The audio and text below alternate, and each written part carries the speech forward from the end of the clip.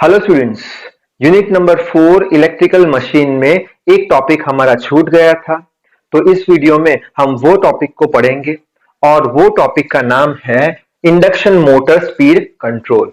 तो आसान सा टॉपिक है और ये जो क्वेश्चन है जीटीयू की एग्जाम में 2 बार पूछा गया था 7 मार्क्स के लिए। So I hope you are ready with your pen and paper. So without wasting much time, let us start this video. तो सबसे पहले इंडक्शन मोटर स्पीड कंट्रोल यानी इंडक्शन मोटर की स्पीड को हम कंट्रोल कैसे करें, उसे वेरी कैसे करें, उसके लिए सर्टेन मेथड्स है, वो मेथड्स हम पढ़ने वाले हैं।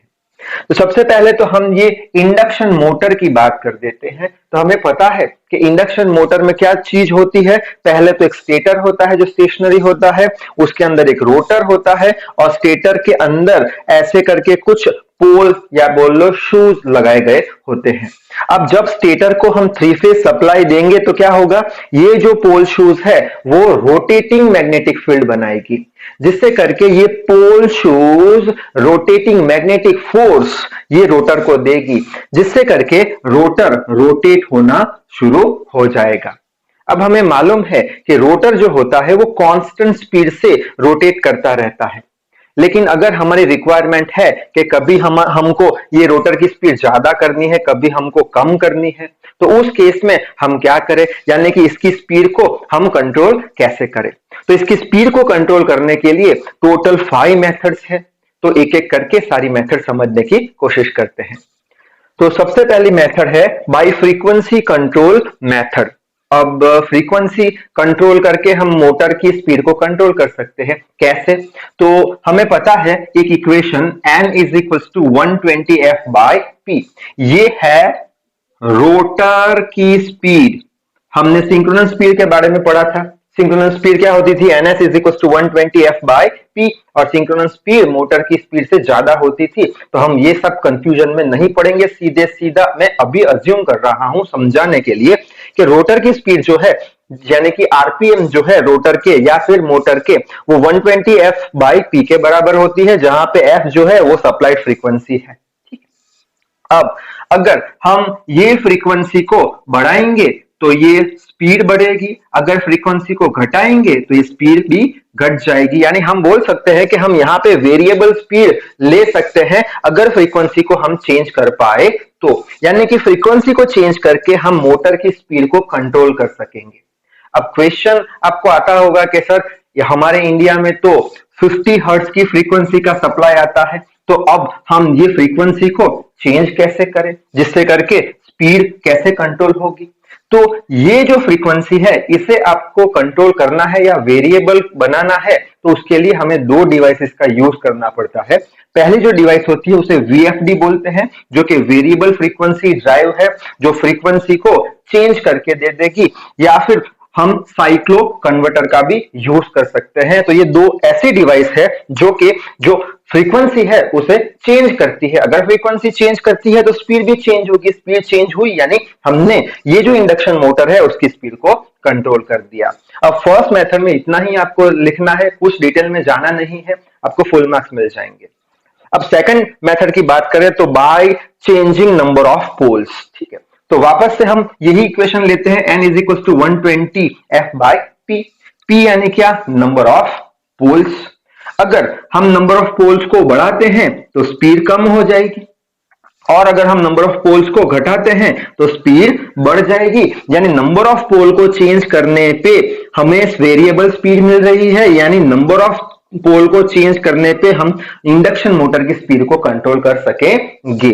तो यहां पे मैंने एग्जांपल लेके रखा है कि कैसे नंबर ऑफ पोल को चेंज करते हैं तो स्पीड कंट्रोल हो जाती है या वेरिएबल हो जाती है। तो यहां पे मैंने लिखा है कि अगर नंबर ऑफ पोल हम 10 रख ले, एस फॉर एग्जांपल 10 रख ले, तो क्या हो जाएगा 120, एफ फ्रीक्वेंसी कितनी है constant 50 hertz, divide by number of pole 10, तो 600 आरपीएम आ जाएगा।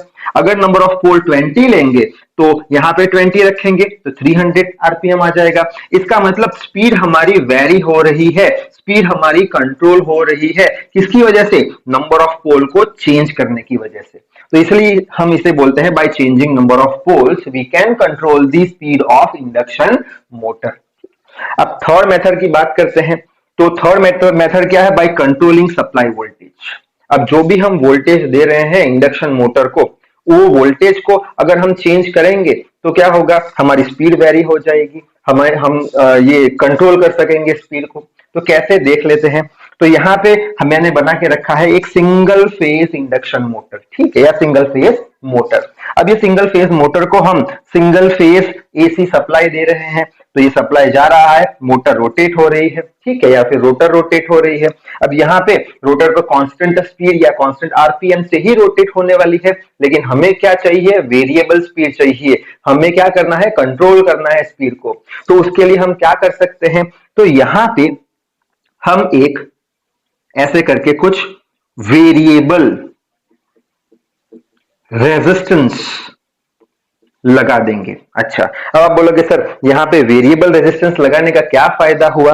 तो वेरिएबल रेजिस्टेंस लगाने से क्या होगा कि यहां से जो करंट निकलेगा वो वेरी होगा। कैसे, सपोज यहाँ पे मैंने वेरिएबल रेजिस्टेंस कम कर दिया, वेरिएबल रेजिस्टेंस कम कर दिया, तो यहां से ज्यादा करंट फ्लो होगा। अगर ज्यादा करंट फ्लो हुआ तो ये जो पोल शू है वो ज्यादा रोटेटिंग मैग्नेटिक फील्ड बनाएगी। इसका मतलब पोल शू ज्यादा रोटेटिंग मैग्नेटिक फोर्स लगाएगी रोटर पे, तो रोटर फुल स्पीड में रोटेट होना शुरू होगा, ठीक है। और इसका ऑपोजिट देखें, अगर ये वेरिएबल रेजिस्टेंस जो है मैंने बढ़ा दिया, अगर बढ़ा दिया तो इसमें से कम करंट फ्लो होगा। अगर कम करंट फ्लो हुआ तो ये हमारा पोल शू है वो कम रोटेटिंग मैग्नेटिक फील्ड बनाएगा, जिससे करके ये जो पोल शू है वो कम रोटेटिंग मैग्नेटिक फोर्स लगाएगा रोटर पे, जिससे करके रोटर की स्पीड कम हो जाएगी। इसका मतलब हमने रोटर की स्पीड को कंट्रोल कर दिया, मोटर की स्पीड को कंट्रोल कर दिया।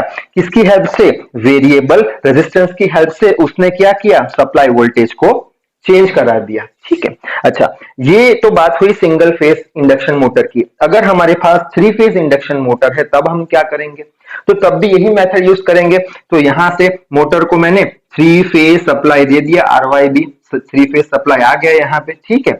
अभी तो कांस्टेंट स्पीड से रोटेट हो रही है, हमें तो वेरिएबल स्पीड बनानी है, तो हम क्या करेंगे, हर एक फेज पे हम क्या लगा देंगे, यही चीज वेरिएबल रेजिस्टेंस लगा देंगे ऐसे करके। इसका ये सिंबल है, वेरिएबल रेजिस्टेंस लगा दिया।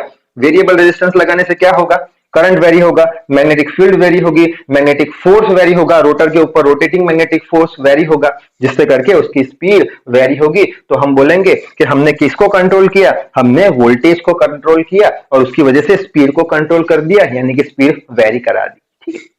अच्छा, और ये वाली जो मेथड है ये बहुत ज्यादा इंडस्ट्री में यूज होती है, और ये फ्रीक्वेंसी वाली मेथड भी बहुत ज्यादा इंडस्ट्री में यूज होती है। नेक्स्ट मेथड है by adding external resistance at rotor side. अब यहां पे क्या करना है, हमें रोटर की साइड पे एक एक्सटर्नल रेजिस्टेंस लगा देना है। अब वो कैसे लगाए सर, तो हमें पता है कि ये जो स्टेटर है उसमें कुछ वाइंडिंग होती है जिसे हम फील्ड वाइंडिंग बोलते हैं। वो फील्ड वाइंडिंग स्टार या डेल्टा हो सकती है। उसी तरीके से रोटर पे कुछ वाइंडिंग होती है, वो भी स्टार या डेल्टा हो सकती है। तो फिलहाल इजीनेस के लिए हम क्या अज्यूम कर रहे हैं, ये जो स्टेटर है उस पे डेल्टा कनेक्टेड वाइंडिंग है, ठीक है। और जो हमारा रोटर है उस पे स्टार कनेक्टेड वाइंडिंग है, ऐसा अज्यूम कर लेते हैं। अब हमारा स्टेटर है उसमें हम क्या करेंगे, 3 फेज सप्लाई देंगे। अब 3 फेज सप्लाई दिया तो ये स्टेटर में क्या होगा, रोटेटिंग मैग्नेटिक फील्ड बनेगी। तो ये रोटेटिंग मैग्नेटिक फील्ड क्या करेगी, रोटेटिंग मैग्नेटिक फोर्स लगाएगी रोटर को, तो रोटर घूमना शुरू हो जाएगा। उसी तरीके से हम रोटर की वाइंडिंग को भी यहां पे 3 फेज सप्लाई देंगे, ठीक है। अब रोटर को 3 फेज सप्लाई दिया तो रोटर में भी मैग्नेटिक फील्ड प्रोड्यूस हुई, रोटर भी स्टेटर पे मैग्नेटिक फोर्स लगाएगा। अब जैसे कि अज्यूम करते हैं कि स्टेटर जो हमारा है वो 10 वेबर का फोर्स यहां पे लगा रहा है रोटर पे, और रोटर जो है सपोज कर लेते हैं 5 वेबर का मैग्नेटिक फोर्स यहां लगा रहा है ऑपोजिट डायरेक्शन में, ठीक है। अब क्या होगा, मोटर तो रोटेट होना शुरू हो जाएगी। सपोज 100 आरपीएम हम ले लेते हैं, क्योंकि दोनों फोर्स इक्वल नहीं है इसलिए, तो रोटर तो रोटेट होना शुरू हो गई। अब ये जो स्पीड है वो तो कांस्टेंट रहने वाली है, चेंज नहीं होने वाली। हमें तो चेंज करानी है स्पीड, कंट्रोल करनी है स्पीड।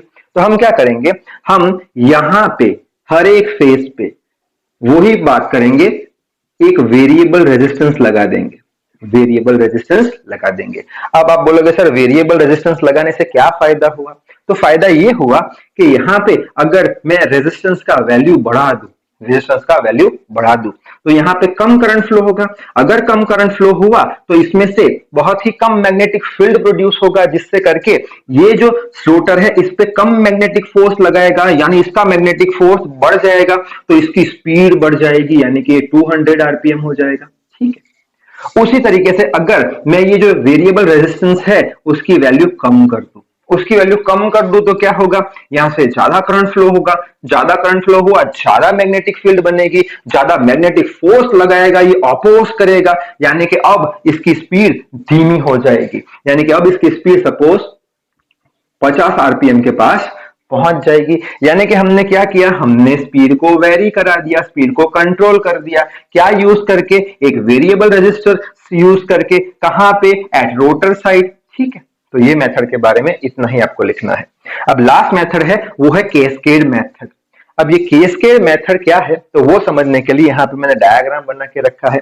अब ये जो मोटर है वो हमारी मेन मोटर है, कि जिसकी स्पीड को हमें वेरी कराना है, कि जिसकी स्पीड को हमें कंट्रोल करना है। ठीक है, और ये जो मोटर का शाफ्ट है इसको बोलते हैं कॉमन शाफ्ट। यही शाफ्ट पे दूसरी कोई भी मोटर ए मैंने लगा के रखी है।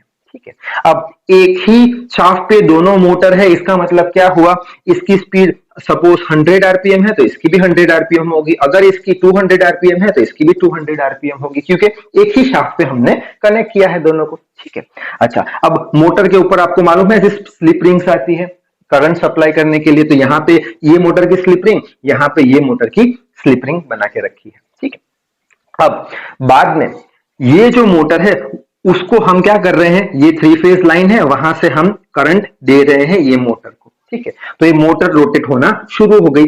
अब ये शाफ्ट रोटेट होना शुरू हो गया तो ये भी मोटर उसी आरपीएम पे रोटेट होना शुरू हो जाएगी। ठीक है, अच्छा, अब ये जो रिंग लगी है उसकी वजह से यहाँ पे करंट जाने वाला है।